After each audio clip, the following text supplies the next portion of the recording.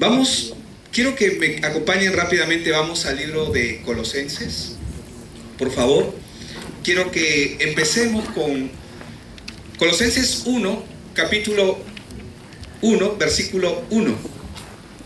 Amén. Y vamos a orar. Padre, gracias, Señor, por tu palabra, porque es el alimento que nuestra vida necesita, Padre.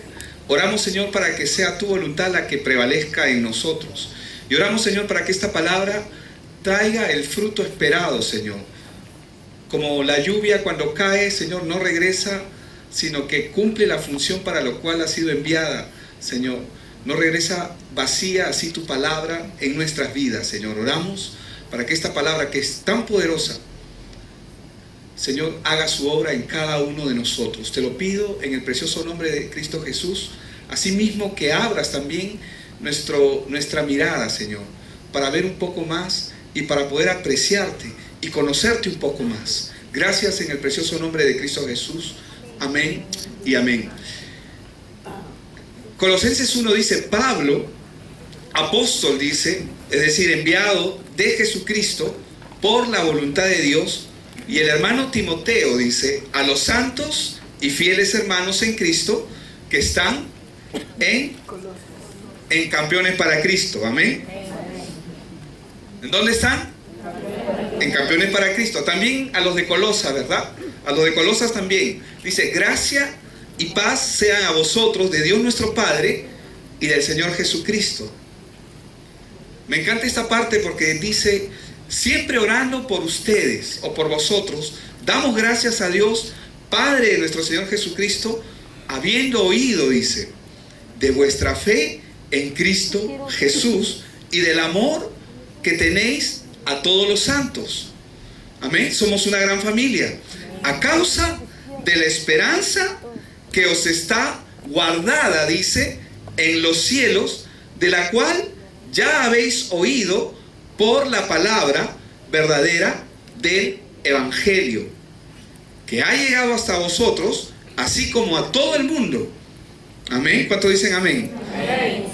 Y lleva fruto y crece también en vosotros desde el día que oísteis y conocisteis la gracia de Dios en verdad, como lo habéis aprendido de Epafras, nuestro consiervo amado, que es un fiel ministro de Cristo para vosotros, quien también nos ha declarado vuestro amor en el Espíritu. Por lo cual, también nosotros, desde el día que lo oímos, no cesamos de orar por ustedes, por vosotros, y de pedir que seáis llenos del conocimiento de su voluntad en toda sabiduría e inteligencia espiritual, para que andéis como es digno del Señor, agradándole en todo, llevando fruto en toda buena obra y creciendo en el conocimiento de Dios, fortalecidos con todo poder, conforme a la potencia de su gloria, para toda paciencia y longanimidad, con gozo dando gracias al Padre, que nos hizo aptos para participar de la herencia de los santos en la luz, el cual nos ha librado de la potestad de las tinieblas y trasladado al reino de su amado Hijo, en quien tenemos redención por su sangre, el perdón de pecados. Tremenda palabra, ¿verdad? Lo que el apóstol Pablo está escribiendo a los colosenses.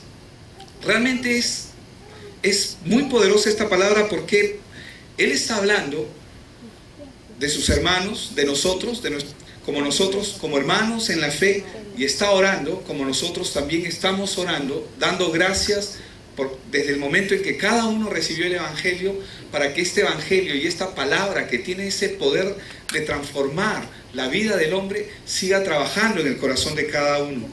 Pero ¿por qué Pablo está escribiendo esto y a quiénes se los está escribiendo? Pablo le está escribiendo a los hermanos de Colosas que han recibido el Evangelio.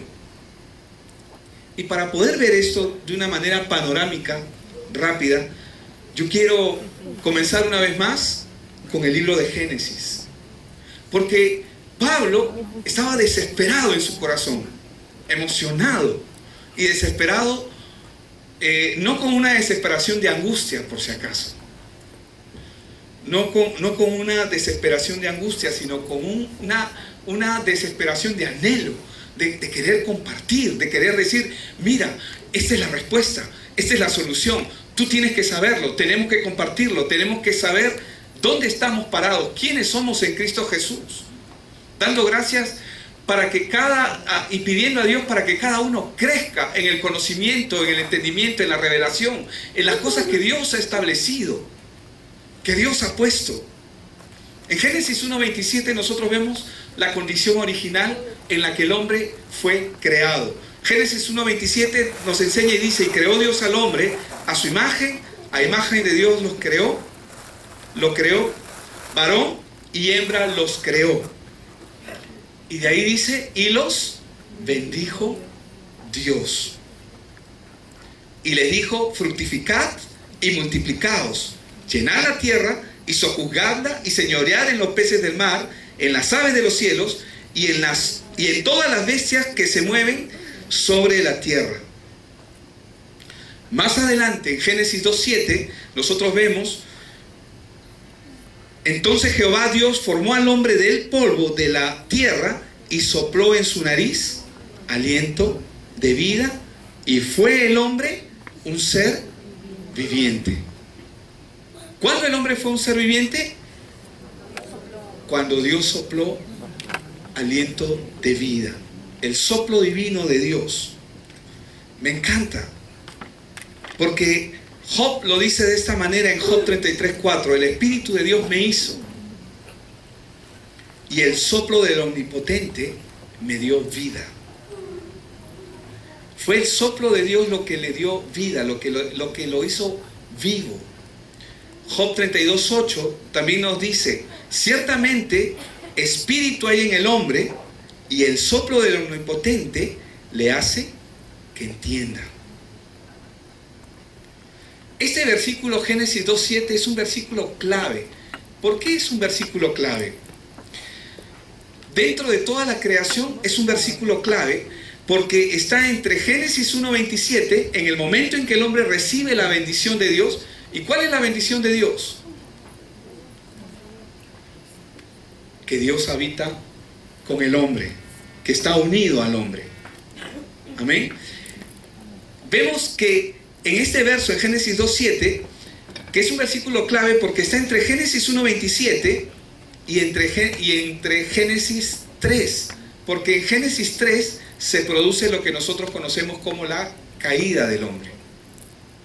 La caída del hombre, el problema fundamental por el cual en la vida del hombre vienen todos sus problemas. Todos los problemas del hombre se originan en Génesis 3. Pero la condición original del hombre, como Dios lo creó, está en Génesis 1:27 y Génesis 1:28. Y esta bendición puede realizarse cuando Dios habla al hombre en Génesis 2:7. Cuando nosotros vemos la creación en Génesis 1, Dios creó el universo y sabemos que lo hizo a partir de su palabra. Pero cuando Dios creó a los animales, Dios le habló a la fuente, es decir, a la tierra. Sabemos, y lo hemos dicho muchas veces, y lo voy a repetir, cuando Dios creó a los animales, Dios le habló a la tierra. Le dijo, produzcan animales, y los animales, ¿qué ocurrió? Se produjeron. ¿Por qué? Porque Dios lo habló, ¿verdad? Cuando Dios creó a los peces, ¿a quién le habló Dios? A las aguas. Dios le habló a las aguas. Pero vemos aquí también que las aguas es la fuente de vida de los peces. Vemos también que cuando Dios va a crear algo, siempre le habla a la fuente que le va a proveer de vida a la creación que Él habla.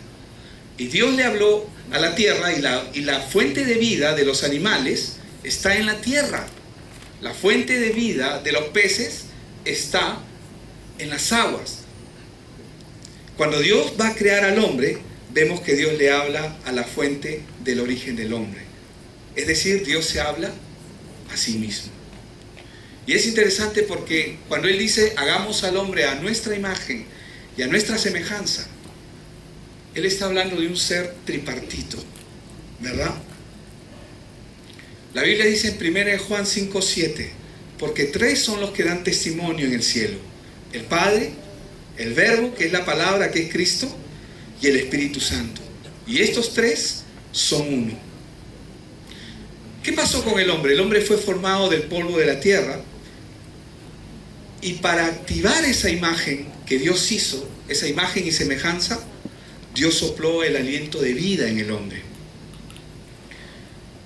Ahora, Dios sopla aliento de vida en el hombre, y con ese aliento el hombre tiene poder para cumplir la bendición que Dios le ha dado.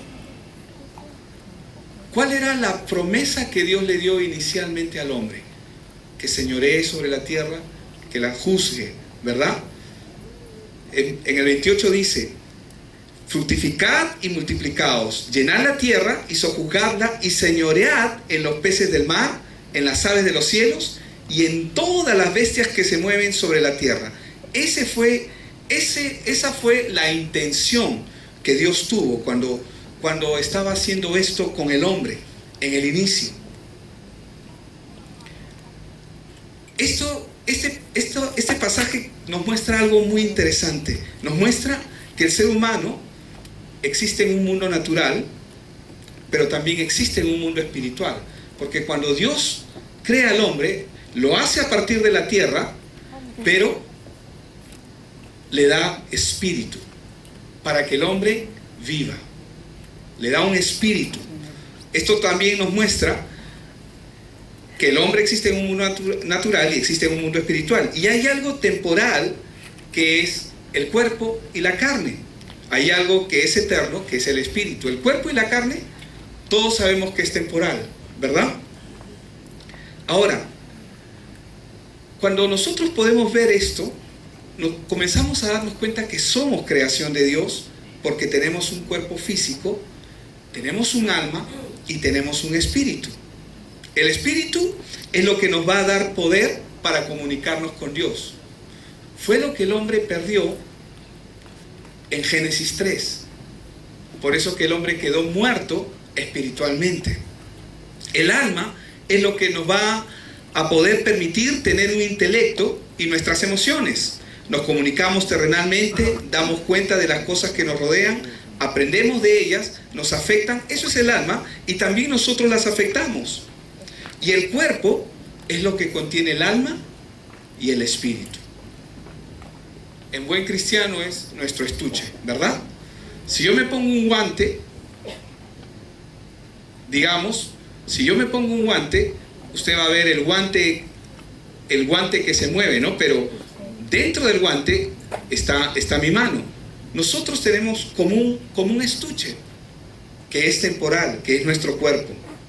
Ahora, el cuerpo es lo que contiene el alma y es lo que contiene el espíritu.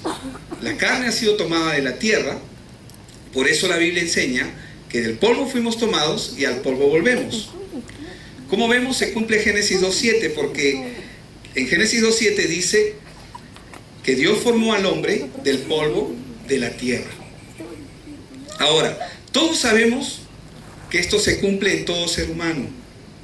Es importante que el hombre pueda aprender a reconocer que es carne, que somos barro. Diga conmigo: soy barro. Hermano, muchas veces pensamos que nuestra vida nos pertenece, pero la verdad es que nuestra vida no nos pertenece. No nos pertenece. Somos polvo, y la Biblia dice que nuestro espíritu le pertenece a Dios. Cada uno de los hombres que se ha expresado con Dios y que participaron a nivel de toda la Escritura, cuando comprendieron el Evangelio, cuando comprendieron las buenas noticias para sus vidas de lo que Dios estaba haciendo, cada uno de ellos comenzaron a reconocer su naturaleza limitada. No por las limitaciones necesariamente que tenemos, porque todos tenemos limitaciones, pero ellos reconocieron su naturaleza, que es barro. La Biblia dice que la vida es como la niebla: en la mañana puede estar y en la tarde desaparecer. Ahora, cuando nosotros vemos esto, cada uno de los personajes, nosotros también debemos tener presente que tenemos un origen físico, al cual volveremos, pero también tenemos un origen espiritual, al cual también volveremos. Es por esta razón que nosotros tenemos que entender lo precioso que es el Evangelio, porque este nos muestra la verdad y nos da una esperanza y una solución a la vida del hombre. Cuando nosotros leemos 1 Corintios 15:47, podemos ver algo en este pasaje. Dice, el primer hombre es de la tierra, terrenal. Está hablando el apóstol Pablo, pero les está enseñando, dice, el primer hombre es de la tierra, terrenal. El segundo hombre, que es el Señor, ¿es de dónde? Cielo. Es del cielo. El primer hombre es de la tierra, el segundo es del cielo, es espiritual. Aquí también podemos ver el plan de Dios para la vida del hombre. ¿Por qué y para qué Dios puso aliento en la vida del hombre? ¿Cuál fue el propósito? Primero vemos que el hombre es el único ser a quien Dios le dio aliento de vida. Ningún otro ser sobre toda la creación tiene aliento de vida. A ningún otro ser Dios le dio aliento de vida, solamente al hombre. Y la bendición que Dios le dio al hombre en Génesis 1, 27 y 28 fue para conquistar el mundo, no para soportarlo o sobrellevarlo, como muchos lo hemos hecho por causa del pecado. Muchos trabajan para conquistar el trabajo.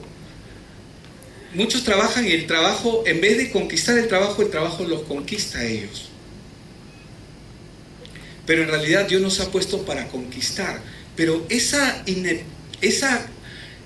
limitación que se puede ver en el corazón del hombre solamente se debe a una cosa: a que el hombre está separado de Dios. Entonces, trabajamos para conquistar el trabajo, no para que el trabajo nos conquiste. Estudiamos para conquistar los estudios, ¿verdad? Para tener éxito. No para que el estudio sea una carga para nosotros. Y las cosas que nosotros hacemos, debemos hacerlas con la mira de conquista. Ese fue el plan original que Dios tuvo en Génesis 1:27. Señorear, sojuzgar, fructificar, multiplicar. Ese era el plan inicial que Dios tenía. Pero todo esto era posible solamente por el aliento que Dios le dio inicialmente al hombre. Pero este aliento del hombre es cortado por causa del pecado. Por eso es que cuando nosotros vemos qué es lo que pasa con el ser humano cuando muere, Eclesiastés 12:7 nos dice: antes que el polvo vuelva a la tierra como era, dice, y el espíritu vuelva a Dios que lo dio. Eso es lo que va a pasar con toda persona, con todo ser humano. ¿El polvo a dónde va a volver? ¿Y el espíritu a dónde va a ir? ¿Y dónde se quedan aquellos que creen que no existe nada después de esta vida? Se van a llevar una gran sorpresa. Se van a llevar una gran sorpresa porque nosotros somos seres eternos. Somos seres eternos en el ámbito espiritual. Pero en el ámbito natural y carnal somos seres que estamos limitados y que tenemos un periodo de vida que Dios lo ha destinado en cada uno. Él tiene los días establecidos para cada persona. Entonces, cuando vemos este pasaje, Eclesiastés 12:7 dice: antes que el polvo vuelva a la tierra como era, que el polvo vuelva a la tierra como era, y el espíritu vuelva a Dios que lo dio. Hebreos 9:27 nos da otra vista de esto, de esta verdad. Y de la manera que está establecido para los hombres, que mueran una sola vez, y después de esto, el juicio. Si Dios permite que nosotros podamos escuchar este mensaje, es porque Dios tiene un plan para la vida de cada uno. ¿Para qué vino el Señor Jesús? Nosotros tenemos que tener claro para qué vino el Señor Jesucristo. ¿Para qué vino Cristo? Sabemos que Él vino a pagar el precio por nuestro pecado. Amén. Él vino a pagar un precio por ese pecado que nosotros heredamos de Adán y que lamentablemente afectó toda la raza humana. Toda la naturaleza humana fue afectada. También sabemos que Él vino para restituir todas las cosas a la condición original del hombre. ¿Cuál es la condición original del hombre? Génesis 1, 27 y 28. Dios, cuando creó al hombre, varón y hembra los creó y los bendijo Dios. Lo mejor que puede tener el hombre es la bendición de Dios. Y esa bendición estaba en Génesis 1, 27. Esa bendición fue cortada y se pierde en Génesis 3, del 1 al 6, por causa del pecado. Cuando Eva le da de comer a Adán, ambos caen en pecado. Pero a través de Cristo se nos ha devuelto ese aliento de vida. Hemos visto que el primer hombre fue terrenal, pero el segundo hombre es del cielo, dice la palabra. Y si bien es cierto, en Génesis 1:27 nosotros vemos que Dios, en Génesis 2:7, Dios le dio al hombre, le dio aliento de vida. A través de Cristo Jesús, Dios nos da algo mejor que el aliento de vida. Nos da su Espíritu Santo. ¿Por qué su Espíritu Santo?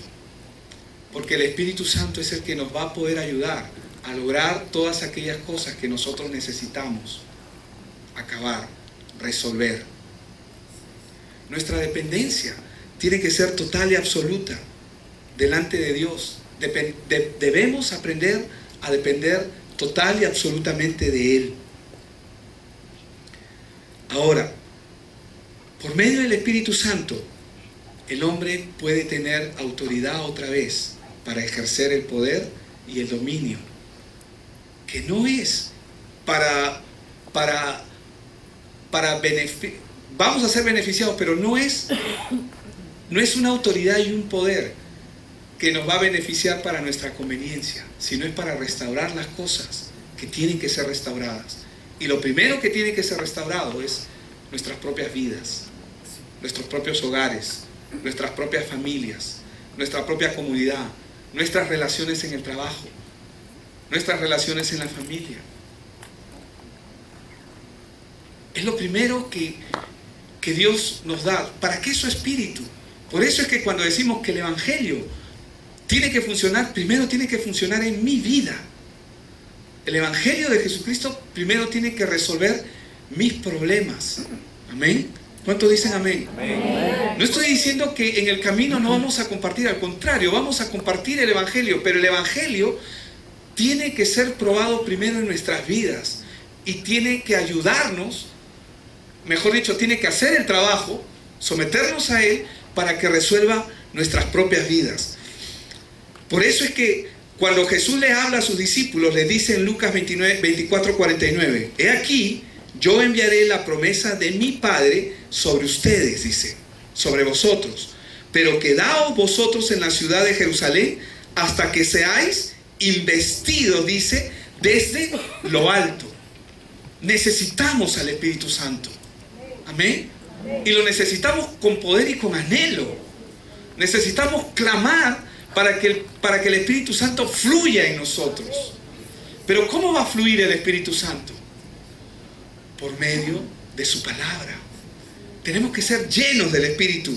Jesús le dijo, no se muevan hasta que seáis investidos del poder desde lo alto. El hombre separado de Dios está literalmente incapacitado de poder lograr cualquier cosa en su vida. No estoy hablando de cosas terrenales que probablemente puede lograr, temporales que probablemente puede lograr y que pueden ser una vana ilusión. Estoy hablando de las cosas más importantes que nosotros debemos tener. ¿Cuáles son esas cosas más importantes? Nuestra comunión con Dios, nuestra relación de familia, de hogar, de casa. El hombre separado de Dios está incapacitado y está condenado a sufrir y a morir. Jesús ya había hecho la obra, pero ellos tenían que esperar hasta que la promesa venga sobre ellos. ¿Por qué tenían que esperar? Porque no era suficiente si ellos lo hacían con una buena intención. Como mucha gente hoy quiere vivir su vida cristiana. ¿Cómo muchos quieren vivir su vida cristiana? Quieren vivirla ellos, a su manera y a su forma, sin una dependencia de la palabra y del Espíritu Santo. Por eso es que cuando vemos Vemos también Isaías 44, 3, 4, vemos la promesa cuando dice: porque yo derramaré aguas sobre el sequedal, ríos sobre la tierra seca. Mi espíritu derramaré sobre tu descendencia y mi bendición sobre tus renuevos. Y brotarán entre la hierba como los sauces junto a las riberas de las aguas. Necesitamos que el Espíritu Santo obre en nuestras vidas. Vemos aquí una vez más la condición del hombre sin Dios y la condición del hombre cuando se somete a Dios. Con la obra de Cristo, el Espíritu de Dios vuelve al hombre solo a través de Cristo. Solo Jesús pudo lograr esa obra. Hechos 1:8, que fue lo que ocurrió cuando ellos recibieron en el Pentecostés. Jesús les habló, pero en el Pentecostés más adelante ellos reciben la investidura. Pero Hechos 1:8 dice: pero recibiréis poder. ¿Poder para qué? Para ser testigos. Pero para ser testigos primero, ¿en dónde? En nosotros mismos. Porque si el Evangelio funciona en mi vida, me convierto en un testimonio viviente. Amén. Me convierto en una imagen, de alguna forma, en parte de la imagen de Dios. Eso es lo que nosotros podemos ver en cada persona. Cuando la gente ve cosas lindas en nosotros, no nos están viendo a nosotros. Amén. Yo sé que somos lindos, amén. Pero están viendo la gloria de Dios. Y exaltan, porque como no lo conocen, exaltan lo que ven. Y el peligro es que a veces nos podemos creer más allá. Pero ciertamente, si estamos andando correctamente, lo que ellos están viendo es un testimonio. ¿Qué están viendo? Un testimonio. ¿De qué nos habla este pasaje?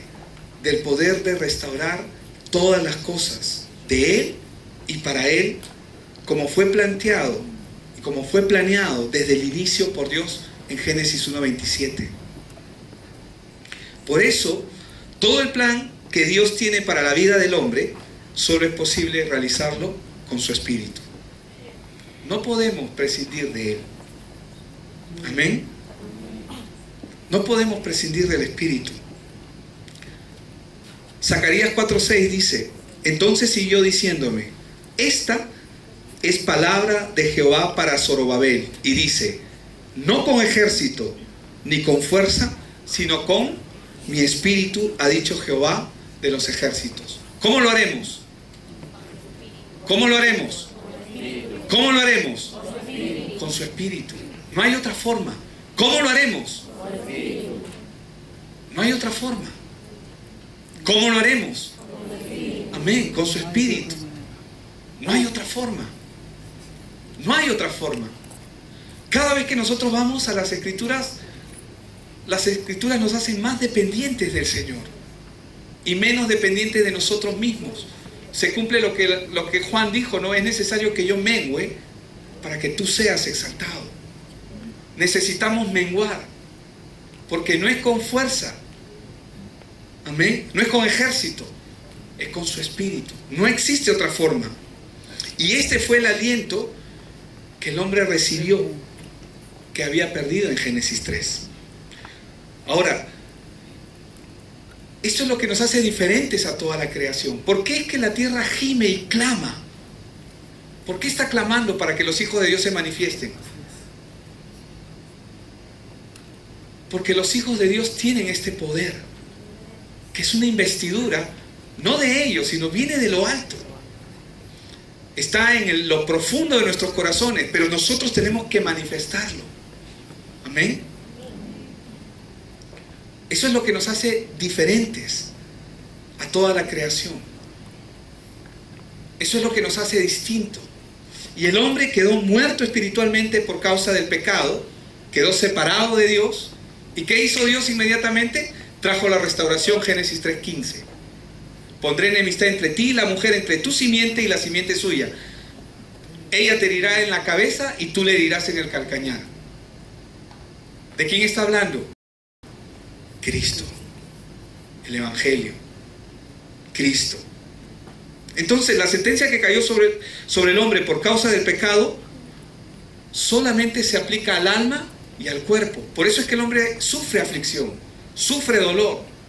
Le vienen los problemas generacionales, las maldiciones. No entiende la razón de su sufrimiento, no entiende por qué las cosas no le salen bien. Y no es que alguien le haya hecho brujería o alguien haya querido dañarlo. Simplemente está separado de Dios. Y el hecho de estar separado de Dios significa que esa persona ya está condenada a una muerte. No importa si muere rico, no importa si muere con logros, no importa si muere pobre, si muere sin Cristo, su vida fue vacía. Lo que nos hace diferentes es que el Espíritu de Dios quiere venir a morar sobre la vida de cada uno de sus hijos. Y necesitamos que el Espíritu de Dios more en nosotros. Pero ¿dónde va a morar el Espíritu de Dios? En aquellos que entendieron que Cristo es la respuesta para sus vidas. ¿Puedo yo resolver mi problema por mí mismo? No puedo. La Biblia dice que no, es como el pez. Yo saco al pez de la pecera y lo pongo a un costado. Ese pez se va a morir, va a sufrir, va a aletear, va a pasar muchas cosas. Probablemente puede pasar de 1 a 5 minutos, pero su final es visible. Vemos que va a morir. Eso fue lo que Dios vio en el hombre en el huerto del Edén cuando él cayó. Vas a morir. Pero Dios trajo la solución de manera inmediata. En Cristo Jesús somos devueltos otra vez a la pecera. El hombre, al ser un ser viviente, ya no podemos mezclar. Nosotros, los que estamos escuchando este evangelio, no podemos mezclar el alma con el espíritu. Tenemos que aprender y aprender a separar lo que es espiritual de lo que es carnal. Amén. Tenemos que aprender a separar lo espiritual de lo carnal. Ya no podemos mezclarlo. La palabra de Dios es la única que puede separar el alma del espíritu. Es la única que puede separar mis emociones de lo que es verdadero. Porque si la palabra de Dios no mora en mi vida, entonces cuando yo tenga una dificultad, un problema, mis emociones van a saltar. Y si la palabra de Dios no está bien marcada, entonces yo voy a mezclar mi espíritu con el espíritu con mi alma. La palabra de Dios es la única que puede separar el alma y el espíritu para que el hombre pueda ver correctamente, conforme a su palabra, conforme a su plan, conforme a lo que Él ha diseñado para nuestras vidas. Por eso es que cuando leemos Hebreos 4:12, que muchos de los que estamos acá lo sabemos de memoria, ¿verdad? Dice, la palabra de Dios, que dice, es viva y es eficaz, y es más cortante que toda espada de doble filo que penetra hasta partir el alma. ¿Por qué es necesario que la palabra de Dios separe el alma del espíritu? ¿Por qué? Para hacer lo que es correcto. La palabra de Dios tiene que entrar a nuestras vidas y tiene que separar nuestras emociones, nuestra carnalidad, nuestra humanidad de la voluntad buena, agradable y perfecta que Dios tiene para nosotros. No sé si me dejo explicar. Amén. Necesitamos que la palabra de Dios more, porque si la palabra de Dios no está morando, si yo me doy el lujo de no comerla, no voy a tener la capacidad de discernir y de separar. Porque cuando yo lo tengo claro, ¿verdad? Y si no lo tengo claro, no lo tengo claro. Por eso la palabra de Dios es viva, se mueve ahí dentro. Di aquí dentro. Aquí dentro, señala a tu corazón, aquí dentro. Amén, se mueve aquí dentro. Amén. Es viva y eficaz y más cortante que toda espada de 2 filos. Penetra hasta partir el alma y el espíritu. ¿Es necesario separar lo espiritual de lo carnal o no es necesario hacerlo? Sí es necesario, porque nosotros ya no podemos tomar decisiones en la carne. Y probablemente lo vamos a hacer porque todos los días somos perfeccionados. Pero necesitamos que esa palabra penetre para poder discernir y hacer lo que es correcto. Hacer lo que conviene. Cumplir el plan y el propósito que Dios ha establecido. Dice, penetra hasta partir el alma y el espíritu, las coyunturas y los tuétanos, y discierne los pensamientos. Y qué interesante que el Señor a través del Espíritu Santo en Pablo dice, ¿no? Y las intenciones del corazón. Porque ¿quién puede conocer su corazón? De acuerdo a la palabra, nadie. Yo no conozco mi corazón, pero si alguien me dice, es como por ejemplo, ¿no? Cuando todo el mundo ve algo en ti, pero tú no lo ves. Tú no lo ves, pero necesitas que alguien venga y te lo diga, ¿verdad? A veces por mucha amistad que haya, a veces confundimos la amistad y no le decimos a las personas algunas cosas que necesitan escuchar, a nuestros amigos, a nuestros hermanos. Si realmente los valoramos, tenemos que decirle, ¿verdad? Entonces, ¿qué hace la palabra de Dios? La palabra de Dios nos dice la verdad, porque nosotros, en nuestro corazón, si nos metemos en nosotros mismos, no vamos a tener esa capacidad de discernir. Porque, ¿cómo son las intenciones del corazón del hombre? Perversas, engañosas, corruptas.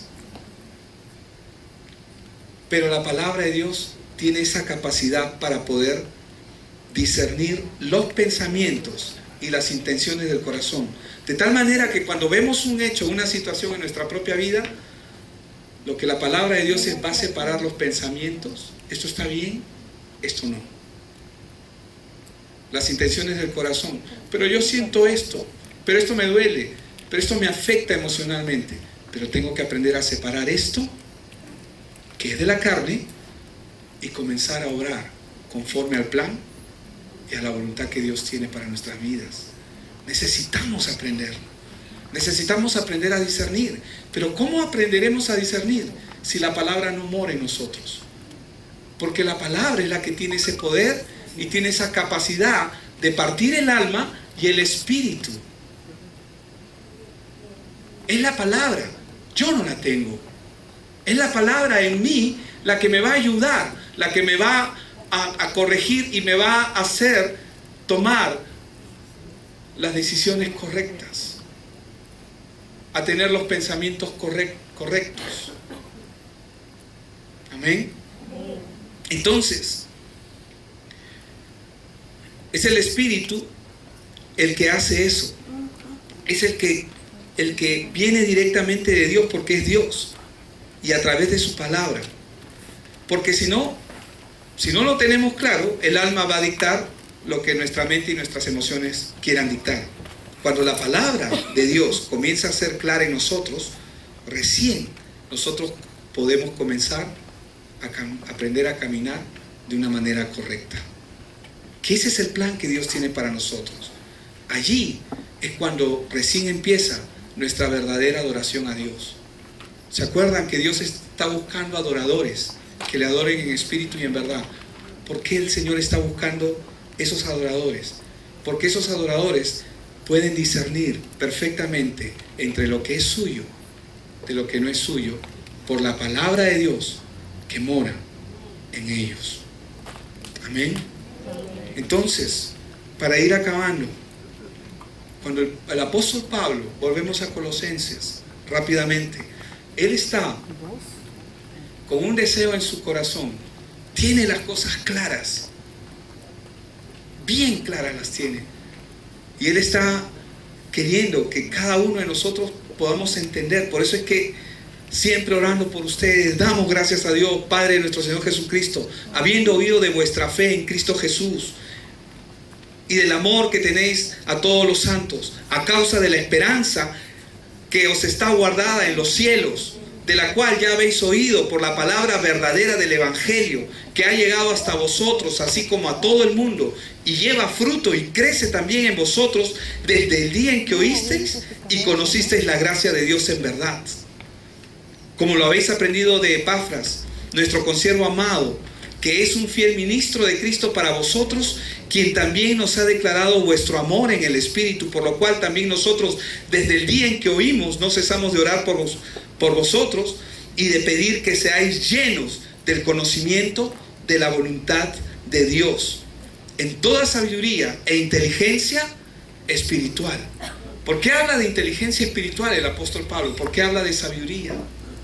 Porque cuando la palabra de Dios está en nosotros, no solamente nos permite discernir, separar los pensamientos y las intenciones del corazón, sino que nos ejercitamos en esa inteligencia en la cual necesitamos ser entrenados, la inteligencia espiritual. Es decir, mirar las cosas, no con esta mente humana, pero sí con esa mente espiritual que también tenemos, que se desarrolla por causa de la palabra en nuestros corazones.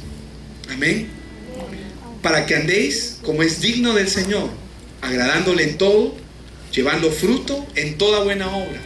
¿Cuántos quieren llevar fruto en toda buena obra? La palabra es lo que necesitamos.